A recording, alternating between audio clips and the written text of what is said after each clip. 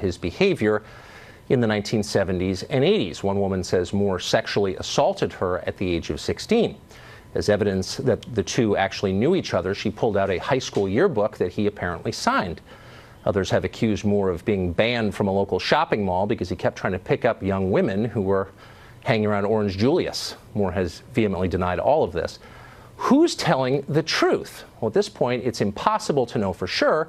Here's what we do know for sure. Roy Moore should respond to specific allegations with specific explanations. It's not enough to say people don't like him for what he believes. In a recent tweet, Moore declared that, quote, "The forces of evil will lie, cheat, steal, even inflict physical harm if they believe it will silence and shut up Christian conservatives." In an interview, Moore said the allegations against him are a smear by people who, quote, "don't want to hear the truths about God and about the Constitution." Now, there is some truth in that. Of course, there are people who hate Roy Moore because of his beliefs, his Christian beliefs. The entire American left, for example. But that's not exactly the point here. The point is that Moore has been accused of appalling behavior on the record by a number of women, not all of them liberals, at least one of them a Trump voter. Moore's response? He's claiming to be the victim of bigotry. Now, that's what demagogues do when they're cornered. That's what Al Sharpton does. Not everyone accused of something is guilty of it, obviously. We ought to keep that in mind, not just in Moore's case, but in all of these cases. Roy Moore has every right to protest his innocence, and maybe he is innocent. What he's not allowed to do is drag God into all of this. God is not accused of trolling for teenagers in shopping malls. This is not about Christianity. It's about Roy Moore.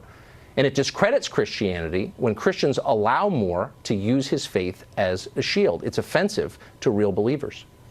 Tammy Moore is a radio host, and she joins us tonight. Hey. So, Tammy, I guess what bothers me, look, I almost hate to weigh in on this because it's one of those stories where, everybody I disagree with who hates Roy Moore for all the wrong reasons, which is to say because of his beliefs, is weighing in on one side of it. Yeah. But I don't think that conservatives ought to follow the script that Al Sharpton wrote and practices infuriatingly, which is caught not paying his taxes, claims bias. And it looks to me like Roy Moore is doing the same thing with Christianity, a faith I happen to believe in. And so there's something really wrong about that, I think. Well, it's like we've all been trained, isn't it? It's like we've all been educated about how to respond to this. And the problem is that exactly. We've seen it work. We've seen it work on the left. And so this is what you've got. It's kind of a conflation of all the awful things that we've heard and the problems ranging from Teddy Kennedy, who left a woman to drown in the bottom of a lake and became the lion of the Senate, to Bill Clinton. Right. And now you've got a man who is facing, I think, at this point, some credible allegations. And there is now this resistance, understandably by people, to accept that, or at least to put up with the accusation on the point of the matter, the principle of the matter of that we're not going to be folding like a cheap suit, or we're not going to be bullied out of a race or out of being able to help this country, as many people, of course, in Alabama want to do with the election of whoever will be their senator.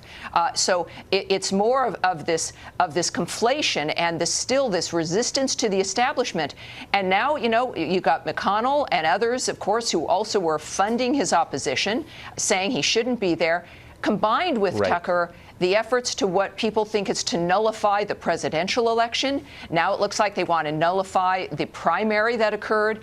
This is all coming together, perhaps in the midst of someone like Andy Griffith's fabulous character, Lonesome Rhodes, or Elmer Gantry, as an example, is that this is problematic across the board, and I don't know if anyone is a winner at this point. You just go back to how you live your life and how you want your children to live theirs. If you, or I'll just say for myself, if one of my kids got caught cheating, was accused of cheating by the school, and I said, "Did you cheat?" and he said, "The school just doesn't like me because of my politics," I'd spank him. I'd say, "You're not answering, that's a non sequitur. Maybe they don't like you because of your politics or whatever, but the question is, did you cheat or not? And man up and answer the question directly. Don't hide behind some non sequitur. Answer the question." And I don't know why we would ever allow anybody on either side to get away with that dodge. Well, at the same time, we've also seen where there have been cheats on the other side, if you will. A lot of people think of the Duke lacrosse, like Duke lacrosse. People think of that. They think of Tawana Brawley. They think of environments where there have been false accusations, where the media has perpetrated false allegations or protected those who are accused.